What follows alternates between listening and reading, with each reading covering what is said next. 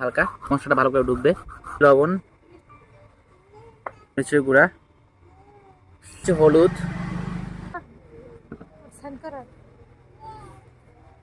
মশলাটা আমি ভালো করে সব জায়গায় মেখে নিব। এই যে যে ফাঁকাগুলো আছে এগুলো দিয়ে দেবো মশলাটা, তাহলে কিন্তু সেই টেস্ট হবে খেতে। বিশেষ করেন ভাই, এটা সেরা একটা মানে ফ্রাই, ফিশ ফ্রাই হবে। জাস্ট একবার দেখেন। এরপর দিয়ে দেবো সামান্য লেবুর রস উপর দিয়ে। মনে হচ্ছে আজকে মাছের গায়ে হলুদ। ওয়াও, ও ওয়াও, উফ কি সেই দেখতে, দেখেন অবস্থা।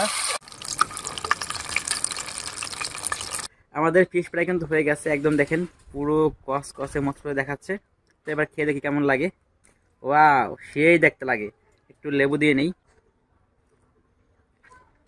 হুম, সেরা একটা মাছ এটা।